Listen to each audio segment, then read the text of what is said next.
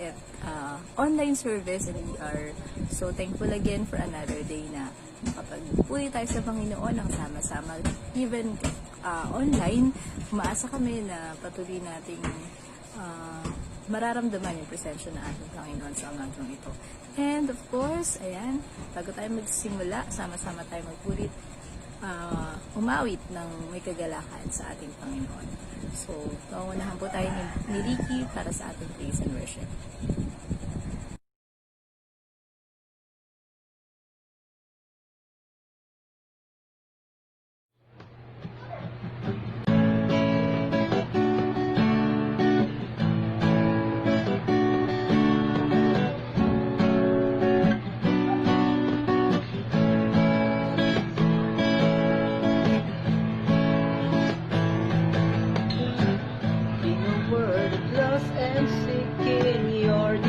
To every need I know, it's you alone. I find a hope for all my life. I'm living as a sacrifice for you, in freedom and in truth. Always I know you are here and you live with me in my life. You're the only one I need. Jesus, I believe you're the one who saved my soul. You gave me life, so I give it back to you. My God, God, one and only.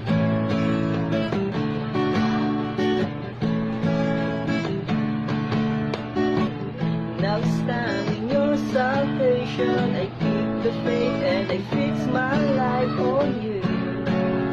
My hope is found in you.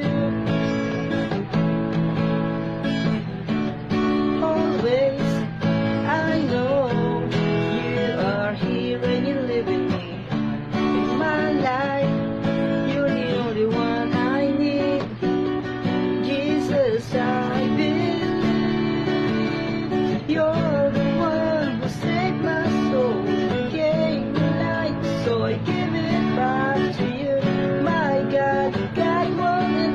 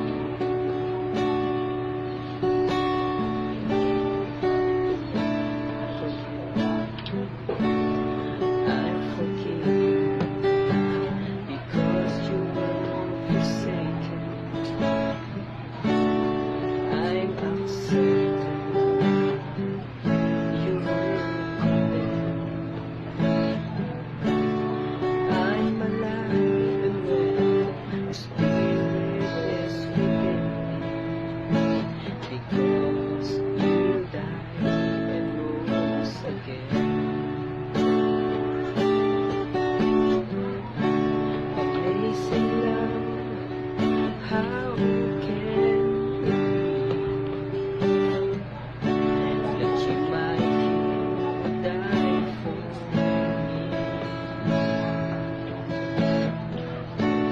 Amazing love, I know it's true, and it's my joy to honor you.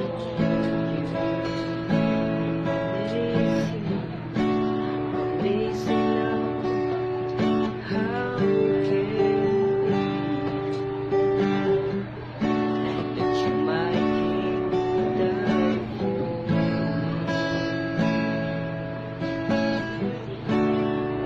Amazing love, I know it's true, and it's my joy to honor you in all I do.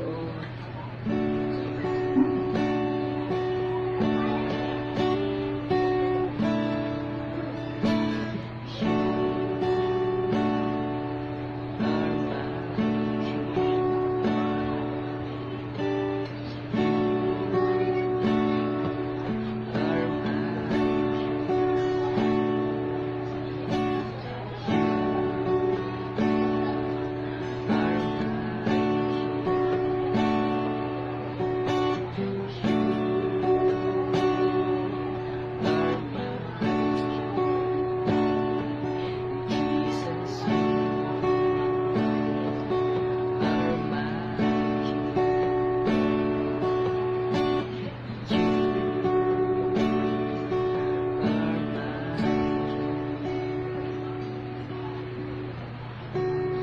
Amazing love, how can it be that you might die for me? Amazing love, I know it's true, and it's my joy to honor you in all I honor in all I honor.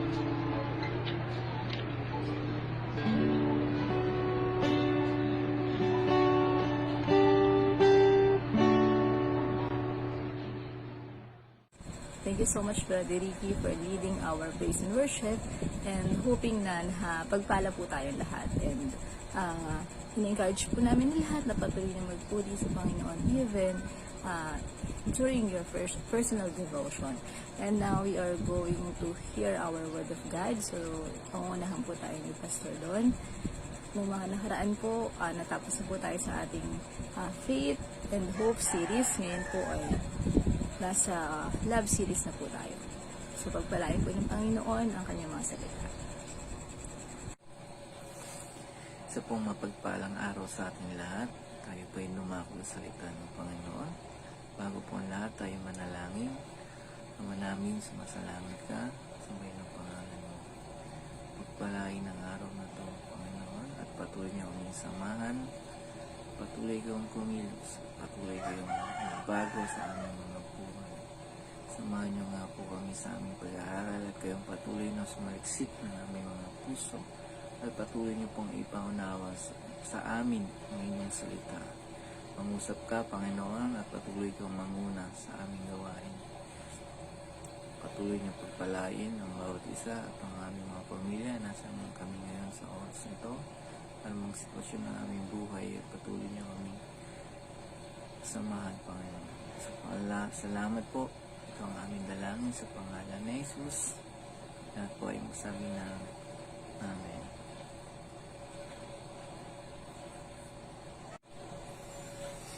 Samahan niyo po ako. Buksan natin ang ating Bible at sabay-sabay po natin basahin ang 1 John 4:7-11.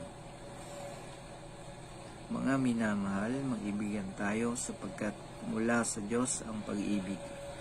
Ang bawat umiibig ay anak ng Diyos at kumikilala sa Diyos. Ang hindi umiibig ay sa Diyos, sapagkat ang Diyos ay ang pag-ibig. Inihayag ng Diyos ang kanyang pag-ibig sa atin at isinugo niya sa mundo ang kanyang kaisa-isang anak upang magkaroon tayo ng buhay sa pamamagitan niya. Ito ang pag-ibig. Hindi sa inibig natin ng Diyos, kundi tayo ang inibig niya at sinugo niya ang kanyang anak upang maging handog para mapatawad ang ating mga kasalanan. Verse 11, mga minamahal, kung ganon kadakila ang pag-ibig ng Diyos sa atin, dapat din tayong magmahalan. Basahin po muli natin ang ating verse, 1 John 4:7-11. Verse 7, sabi po dito, mga minamahal, mag-ibigan tayo sapagkat mula sa Diyos ang pag-ibig. Ang bawat umiibig ay anak ng Diyos at kumikilala sa Diyos. Ang hindi umiibig ay hindi kumikilala sa Diyos sapagkat ang Diyos ay pag-ibig. So malinaw po ang sinasabi ng Bible na ang Diyos ay pag-ibig. Hindi lamang siya pag-ibig. Siya mismo ang pag-ibig. Ang challenge po, una pa lang, ang sabi dito, mga minamahal, mag-ibigan tayo sapagkat mula sa Diyos ang pag-ibig. Galing sa Diyos ang pag-ibig at siya mismo ang pag-ibig. Ang sabi pa, ang bawat umiibig ay anak ng Diyos at kumikilala sa Diyos. So dito po ma-identify kung sino ang Kristiyano at hindi. Ang sabi dito, kung Kristiyano ka, ang umiibig ay anak ng Diyos at kumikilala sa Diyos. Kung ikaw ay umiibig, ikaw ay kumikilala at naniniwala sa Diyos. At ang hindi umiibig ay hindi kumikilala sa Diyos. So malinaw po, ang umiibig ay kumikilala sa Diyos at ang hindi umiibig ay hindi kumikilala sa Diyos. So sino tayo dyan? No? Ikaw ba yung umiibig o ikaw yung hindi umiibig? Ikaw ba yung puno ng pagmamahal o ikaw ba yung puno ng galit o tampo? Ang challenge po sa atin for us to be identified as Christian, kailangan yung pag-ibig po ang makita sa atin. No? Paano mangyayari yon? Kailangan natin yung pag-ibig ng Diyos. Pagkat sinabi niya, sapagkat mula sa Diyos ang pag-ibig. Kung wala po si Lord sa buhay natin, mahirap po umibig sa mga taong hindi kaibig-ibig. Ayun po yung unang challenge sa atin. Magmahalan tayo. Hindi lang sa taong minamahal natin, sa kapamilya natin, kaibigan, no, bagkos sa mga taong hindi kumikilala sa Diyos, sa mga taong hindi kumikilala sa atin. Kailangan po natin ipakita ang pag-ibig natin sa kanila. Dahil dito na-identify tayo as Christian, as we do our part, no, makikilala tayo ng tayo'y Kristiyano. Ang challenge po sa atin, magmahalan, mag-ibigan, sapagkat mula sa Diyos ang pag-ibig at ang bawat umiibig ay anak ng Diyos at kumikilala sa Diyos. Pangalawa, sa verse 9, ipinahayag ng Diyos sa mundo ang kanyang pag-ibig sa atin nang isinugo niya sa mundo ang kanyang kaisa-isang anak upang magkaroon tayo ng buhay sa pamamagitan niya. Yan. Bakit po kailangan isugo ng Diyos ang kanyang kaisa-isang anak? At ang sabi pa dito, para at upang magkaroon tayo ng buhay sa pamamagitan niya. Kasi po, ang sabi po ng Bible, sa Romans 6:23, lahat tayo ay nagkasala at walang nakaabot sa pamantayan at kabanalan ng Panginoon. Lahat tayo ay makasalanan. At ang kabayaran ng kasalanan sa Romans 6, sabi ng 6:23, ang kabayaran ng kasalanan, ang kamatayan. Ang kamatayan tinutukoy po ang pagkahiwalay natin sa piling ng Panginoon.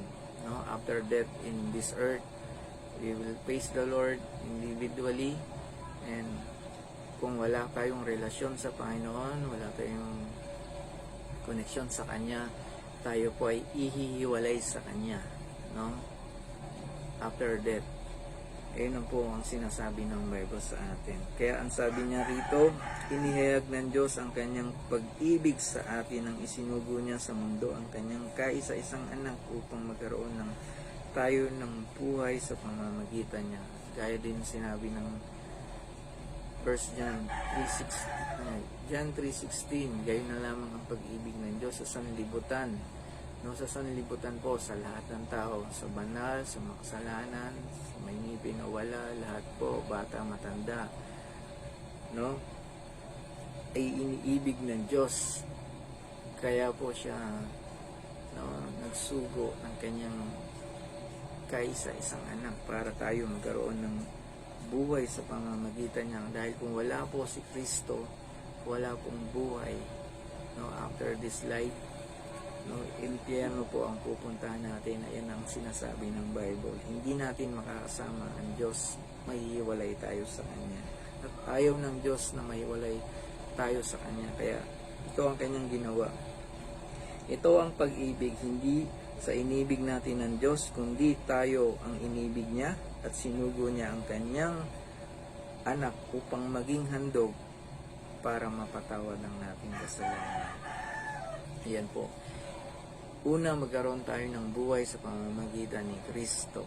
Pangalawa, para mapatawad ang ating mga kasalanan. Upang maging handog para mapatawad ang ating mga kasalanan. Tandaan nyo po, tayo ay nagkasala at hindi nakapantay sa kabanalan ng Panginoon. At lahat ng ginagawa nating kabutihan ay hindi ho sapat para tayo ay makasama natin ang Panginoon sa langit, no?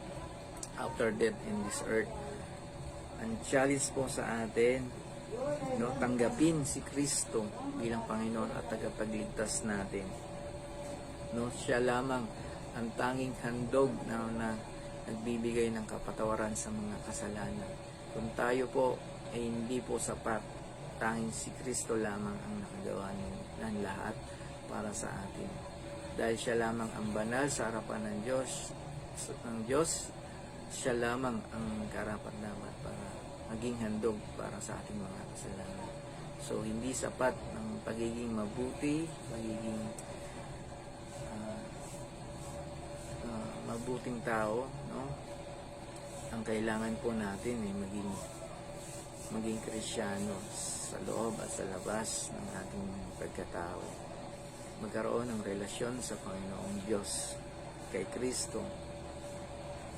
At last verse, mga minamahal, kung ganun kadakila ang pag-ibig ng Diyos sa atin, dapat din tayong magmahalan.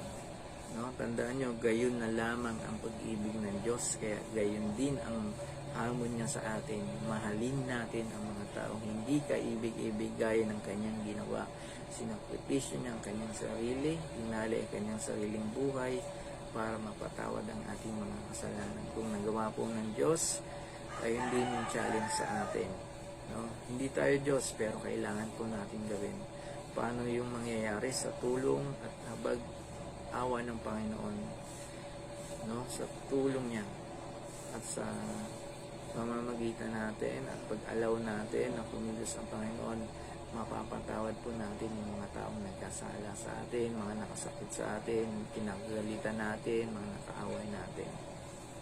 So, unang gusto po natin ipaalam dito na ang pag-ibig ng Diyos ay, ang pag-ibig natin sa Diyos ay napapatunayan sa pamamagitan ng pag-ibig natin sa ating kapwa.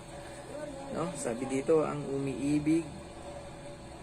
bawat umiibig ay anak ng Diyos at kumikilala sa Diyos. Kung walang pag-ibig sa atin at walang pagpapatawad sa atin, sa ating mga kapatiran, sa mga taong nakasakit sa atin, malabo po, no? Mapatawa rin tayo ng Panginoon. This is the time to forgive sa mga taong nakasakit sa atin.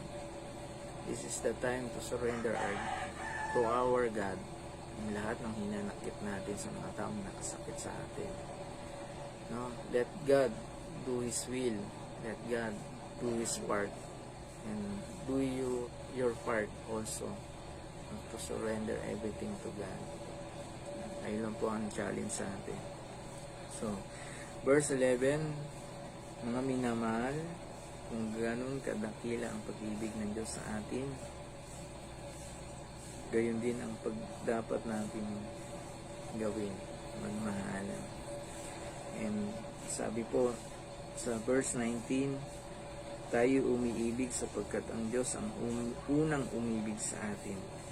Ang nagsasabing iniibig ko ang Diyos, ito po ang isang bambala, no? Subalit napuput naman sa kanyang kapatid ay sinungaling. Kung ang kapatid ng kanyang nakikita hindi niya nagawang ibigin, paano pa niya maibigin ang Diyos na hindi niya nakikita? So, yung physical aspect, mga taong nakapaligid sa atin na hindi po natin napapatawad, how much more hindi natin iniibig, how much more paano natin iibigin ang Diyos na hindi nakikita sa oras na ito. So ang challenge po, mahirap, pero kailangan po natin gawin. Proseso ito ng ating pagiging Kristiyano. We need to forgive, we need to love, and we need to surrender everything in God. And God will do His will. Gagawin niya yung part niya, basta gawin po natin yung part natin. As we do our part, si Lord na po ang bahala. Si Lord na po ang kikilos. Si Lord na po ang gagawa ng paraan para ma-reconcile tayo sa mga taong nakasakitan natin, mga nakaaway natin, mga taong nakatampuhan natin. And kung paano ni-reconcile ni Jesus Christ, ang Diyos at ang tao, gayon din ang gagawin niya sa ating buhay. I-reconcile tayo ng Panginoon sa mga taong hindi umiibig sa atin, mga taong hindi natin iniibig. Let God help us, let God do His part, let do also our part sa pagkakataong ito. Ito po ang ating challenge, no? Una, mapapatunayan na mahal natin ang Diyos sa pamamagitan ng pag-ibig natin sa ating kapwa. Love others as you love yourself, as you love your God. And pangalawa, pinatunayan na ng Panginoon ang pag-ibig niya sa atin. Wala na pong duda dahil dito, no, sa kamatayan ni Kristo, pinatunayan niya ang walang hanggang pag-ibig niya sa atin. Ang walang hanggang pag-ibig. Ang walang hanggang pag-ibig. Ang kanyang patuloy na ibinibigay sa atin. Kaya po ang challenge, no, surrender to God right now. Anong nararanasan natin o nararamdaman natin tampo, galit sa mga taong nakasakit sa atin. Let's approach the throne of God. Let's approach, no? And hingi tayo ng guidance sa Panginoon. Let's pray, Lord, salamat sa salita ninyo, pagpapaalala sa amin na kailangan namin. Lord, minsan pa patunayan na mahal namin kayo sa pamamagitan ng pagmamahal namin. Pagmamahal namin sa aming kapwa, sa mga taong hindi kaibig-ibig, sa mga taong hindi namin iniibig, Panginoon. Lord, Holy Spirit, speak to us. And Lord, kumilos ka, Panginoon, sa aming buhay, maging sa kanila. We speak blessing and forgiveness sa mga taong yun, Panginoon. And we pray, patuloy kang kumilos, Lord, and reconcile us, Panginoon, sa mga taong yun. And let your love overflow. Let your mercy be upon us, Panginoon. Patuloy niyo kaming patawarin, na sa gayon patuloy kaming magpapatawad sa iba. And salamat po sa pulang hanggang pag-ibig nyo, dahil dito, Lord, napapatunayan na kami mga anak nyo, kami kumikilala sa inyo, at kami yung mga Kristiyano. Salamat po. Ito ang aming dalangin. Patuloy niyong i-bless ang bawat isa, maging aming pamilya, ang aming trabaho, lahat ng aming mga ari-arian na patuloy niyong pagkaingatan at i-bless ang lahat ng aming gagawin pa Panginoon sa araw na ito. And we bless you, Jesus Christ. Lord, we thank you, Holy Spirit. We thank you, Father God. Ito ang aming dalangin sa pangalan ni Jesus. At po ay magsabi ng Amen. God bless po. Ngayon po, dako naman tayo sa banal na hapunan. Ihanda po natin ang tinapay at ang saro.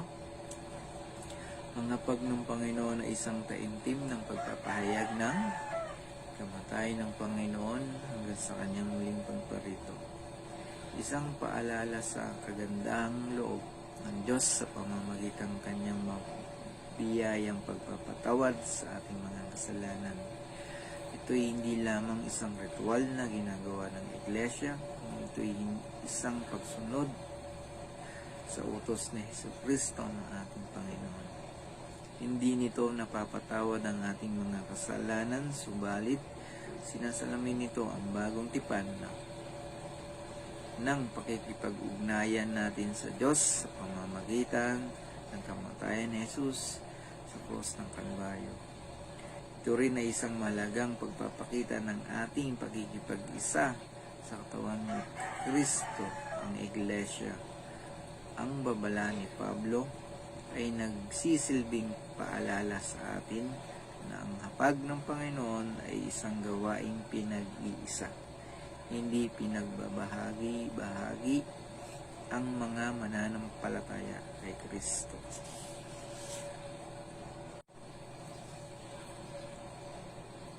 Maring ipinaalala ni Apostol Pablo, ang hapag ng Panginoon ay isang banal na gawain at dapat igalang. Ang pakikibahagi rito ng hindi nararapat ay nagbubunga ng hindi maganda.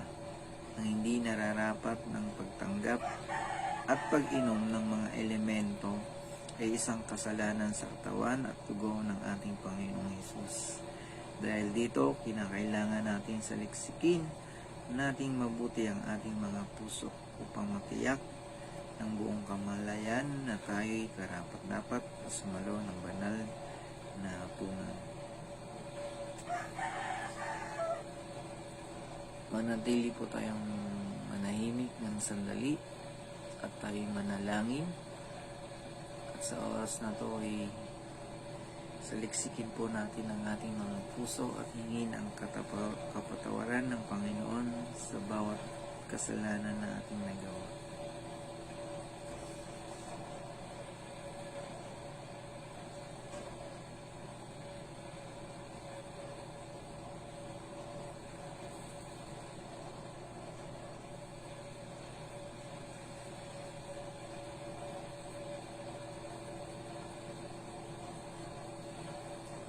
Patawad, Panginoon, sa aming mga kasalanan, nasabi, naisip, nagawa, sinasadya man o hindi. Hindi lamang ang aming kasalanan, bagkus maging kasalanan ng aming pamilya, mga ninuno, ay patuloy niyong patawarin, Panginoon. Sa gayon, maging karapat-dapat kami sa gawain ito, sa banal na hapunan. Makasama kami, Panginoon, pag-ibig mo. Salamat po. Ito ang aming dalangin sa pangalan ni Jesus. Amen. Atin pong kainin ang tinapay at inumin ng saro. Tayo magpasalamat sa Panginoon. Minsan pa, salamat Panginoon sa inyong katawan at tugo na patuloy niyong ibinigay niyo sa amin. Sa kabila ng aming mga kasalanan, patuloy niyo kaming minamahal. Salamat po sa cross ng Kalbaryo dahil dito meron kaming buhay na walang hanggan. Hanggat naniniwala po kami at nananampalataya, kami may kaligtasan mula sa inyo. Salamat po, kayong patuloy na magwalhati at kayong patuloy na maghari sa aming buhay, sa aming pamilya, sa aming mga ginagawa, sa lahat ng bagay. Salamat po. Ito ang aming dalangin sa pangalan ni Jesus. Amen. Thank you so much, Pastor Don, for that word of God. Tunay nga na ang Diyos ay pag-ibig. Kung kahit kailangan natin umibig according sa pag-ibig ng Diyos sa atin. So, hindi tayo dapat in condition, dapat unconditional love yung binibigay natin sa kapwa natin. Anyway, let's proceed to our offering.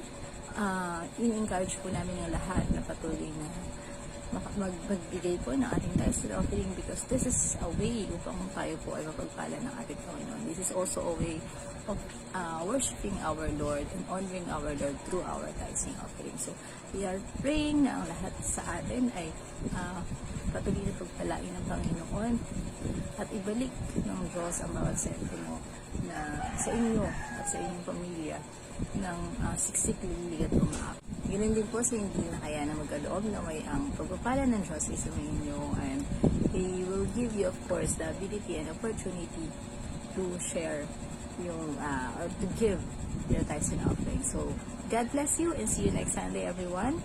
Patuloy na kayo po ay ingatan at tayo po ay ingatan ng ating Panginoon at pagpalain sa lahat ng pagkakataon. See you next Sunday po. God bless.